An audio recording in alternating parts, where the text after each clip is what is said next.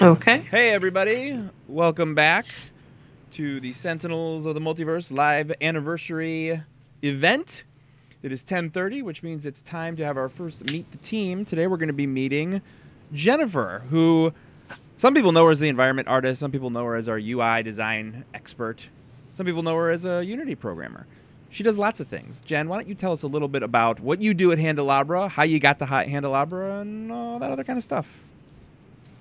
All right. Well, I think you summed up some of the things I do at Handelabra. I I make I assemble the environment backgrounds, and I do UI design and some programming too. And I actually met Jeremy from a local game group. We were both doing game jams. I think that's how I met you, right? Originally. That's how I remember it. Yeah. Yep. And then he was hiring, and here I am. So. All right. Cool. Yeah. So So I thought it'd be kind of neat today. So the newest environment that's not actually out yet is the Final Wasteland. So I thought we could show that off today. Since that's something that people probably haven't seen yet. Indeed. So yeah. Unless they were up at 9 unless they were watching us an hour ago when we were playing a game in the Final Wasteland. Exactly. So yeah. So this is the Final Wasteland. I've been sort of cycling through the images, and so, well, why don't you just talk about the process of how we build an environment? Okay. Yeah, that makes sense. So the first thing I do every time there's a new environment is take a look at all the cards for the environment, and also, because one of the things I also do now is make the deck lists for some of the back-end programming, where I make a list of all the different cards and what they all do. So I get extra familiar with what's going to be happening in the environment. And then that's the main source of inspiration is the original card art, and then we kind of shop around for some different asset packs that we can, start with, and then I usually end up modifying things. And sometimes, like, if there's a really iconic image from the cards, I just build it myself. So if you want to switch to Khan's Bunker, so I actually put that together so it would look like the Khan's Bunker card from the Final Wasteland deck. That's the one with the moon in the background, right? Yep, with the moon in the background. There's like smoke coming out of the chimneys and stuff. Yeah, and actually, so some people will probably notice that the environments are actually animating here, and that is because we build them in Unity, and we basically want to capture them sort of as they would look. And so we actually build them, and some of the assets we get come with built-in animation. So we just sort of use them, and then we decide a good spot to sort of capture, right? Right. And then, sometimes I add particle systems in Unity, like, I added smoke coming out, and, like, you'll notice in some of these scenes there's, like, dust storms flying around and things like that. We have a question from the chat, which John answered in the chat, but I'll answer it here as well. Does Season Pass 1 include all of the expansions? The answer to that is that it includes what will be the first 7 expansions to the digital game, which a lot of people will recognize as pretty much everything that's not Vengeance related. So what that means is it's mini pack 1, 2, and 3, which is a total of 9 decks, 3 villains, 3 heroes, and 3 environments. And then it also includes Rook City, Infernal Relic, Shattered Timelines, and Wrath of the Cosmos.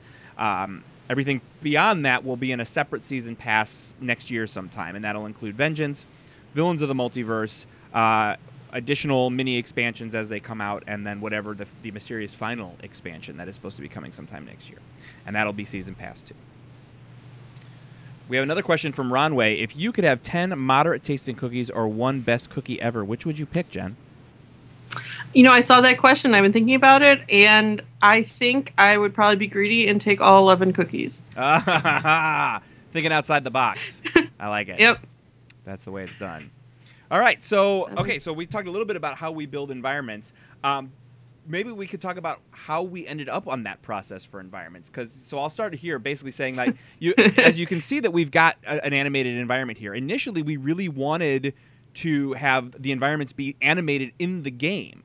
And we tried that out by building Insula Primalis. But, Jen, tell us what happened with that.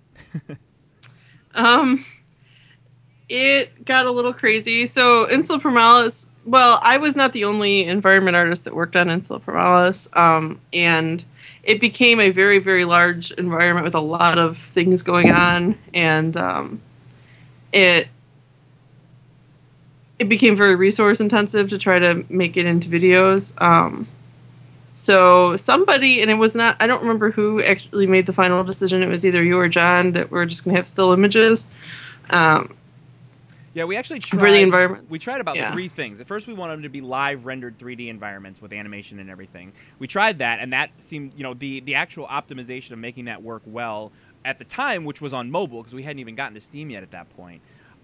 So that was, we're like, okay, well, that's going to be tough. What if we just did them as fully rendered videos? And we tried that, and even that seemed like it was a bit too tough. Yeah. So then we just said, well, let's do stills, and we did, and it turned out that it worked great that way. And frankly, I don't know that. I'm sure there are people out there now that they've seen this would really love animated environments, but almost nobody ever notices that's not.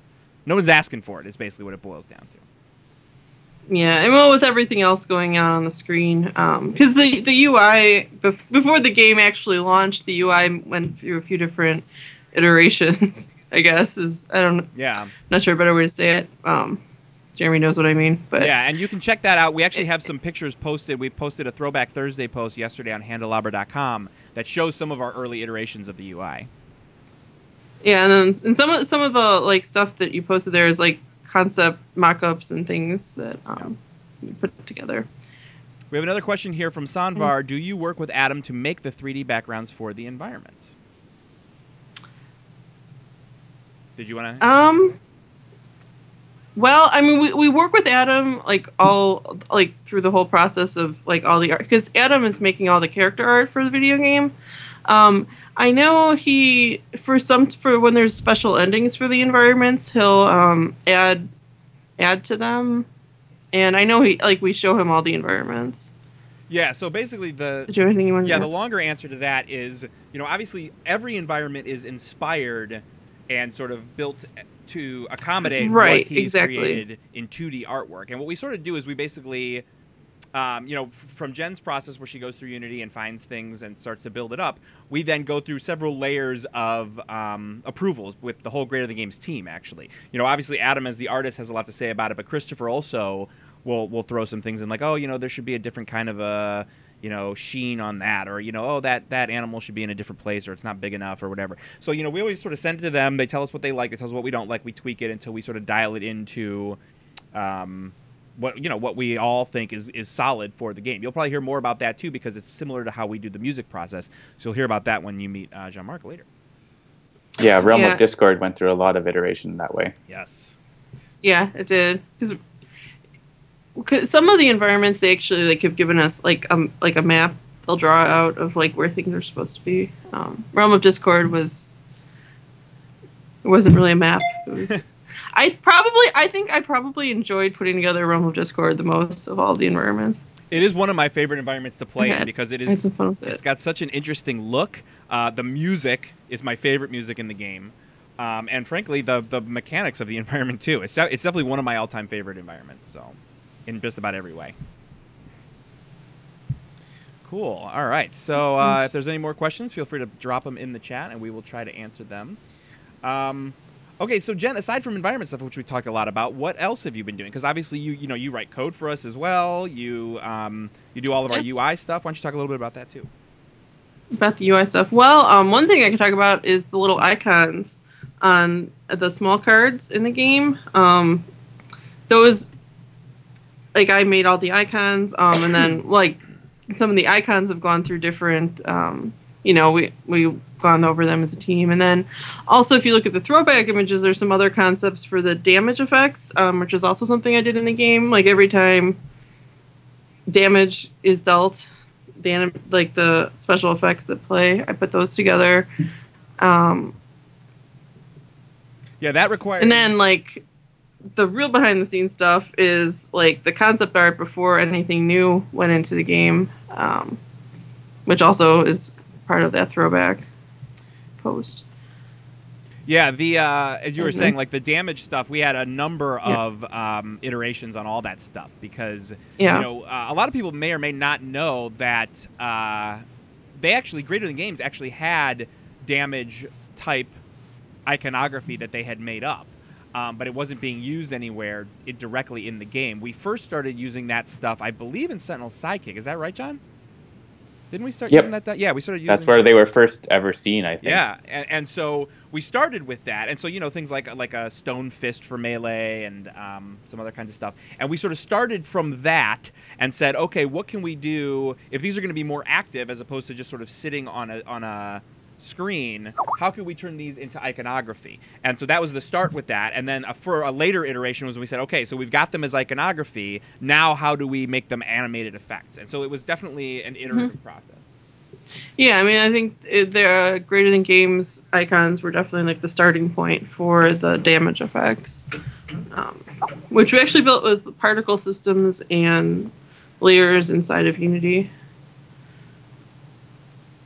Here you can see some particles happening in Unity. We've got a snowstorm happening with a abominable snowman. You can see kind of off in the background there.